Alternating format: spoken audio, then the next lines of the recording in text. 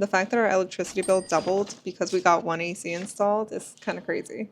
How much does it cost to live in Dominican Republic? I'll be going over what our monthly expenses are currently looking like here in this video.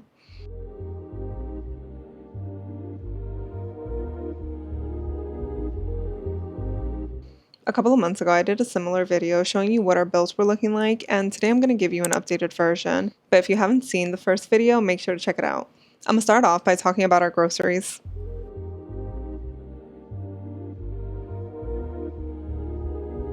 I will be trying to round everything up, that way it gives you a better idea. Usually we do grocery shopping at least once a week, and the bill comes out to about 3,200 pesos, but for the sake of this video, I'm going to round that up to about 3,800. When I talk about this weekly grocery run, I'm talking about more household essentials and things that we need to stock up on. So rice, milk, and pretty much anything that we need in the pantry.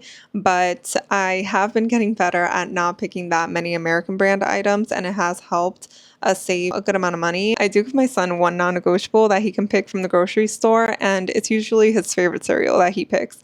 So I give him one non-negotiable, I have one non-negotiable, and this kind of just makes it easier into transitioning to picking, let's say, more local brands instead of the brands that we're used to in the States. If you do buy imported products, I'm just going to give you an example of what price difference you're probably going to be seeing. So I went to the store the other day and I found these Twinkies. I wanted to see what price was looking like. So it turns out for a pack of 16, it's 1,033 pesos. And if you convert that into USD, it's, I believe, $17. But in the US, for the same pack, I believe it's about $5. Now, something that we get separately and that's not included in this grocery list is usually our meat.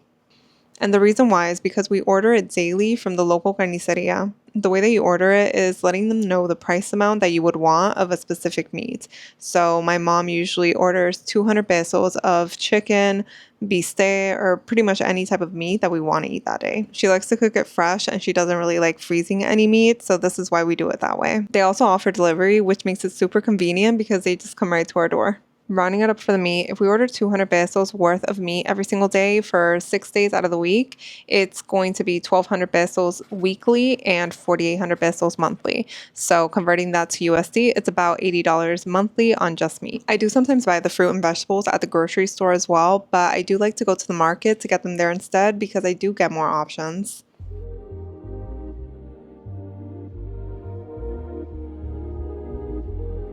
The last time I went to the market, I got a couple of different things, including a full-size watermelon, and it came out to about 700 pesos, which is about $11.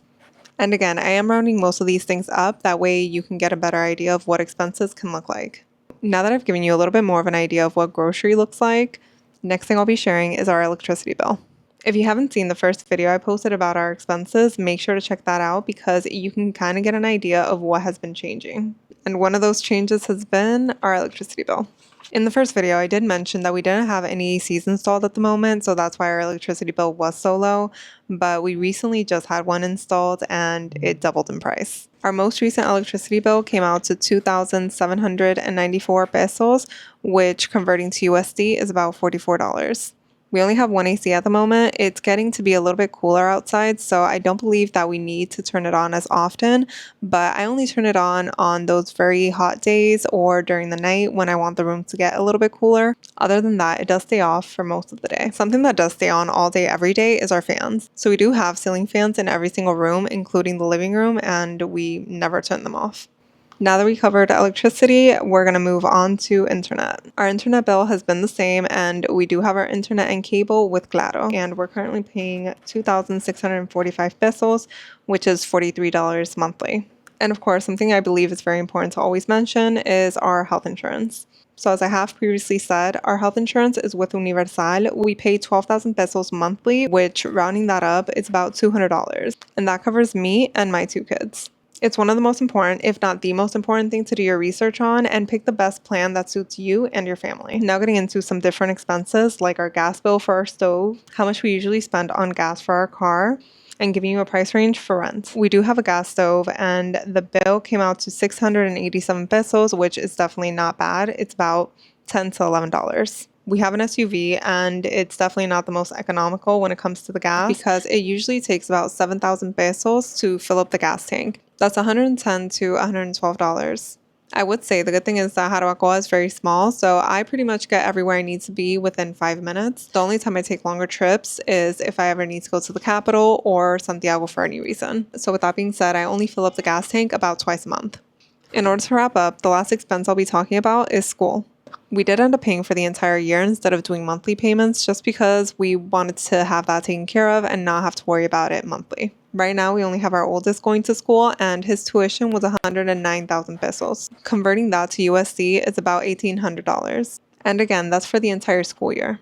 If you were to divide that into monthly payments, you would be looking at about $145 to about $150 monthly. We do currently have him in Spanish tutoring as well, which is 600 pesos weekly, and it's about $10, which monthly is about $40 for his Spanish tutoring, and he takes it 3 times a week. We also do have him in soccer, and we only had to do a one-time payment of 1,000 pesos, which pretty much covers the entire practice. The last thing I feel like I need to add on here is my coconut. I believe it's 75 or 85 pesos, but I usually give him 100. These expenses are pretty basic to what we see on a monthly basis, but let me know in the comments, do you want me to go over any other type of expense, whether that be activities, going out to eat, or even beauty maintenance? If you don't already follow me on my other social platforms, you can find me at It's Nikki Abreu. That's where I tend to post more short form content that you may also like. If you like this video or found it helpful in any way, feel free to like, comment, subscribe, and I'll see you in the next one. Please like and subscribe.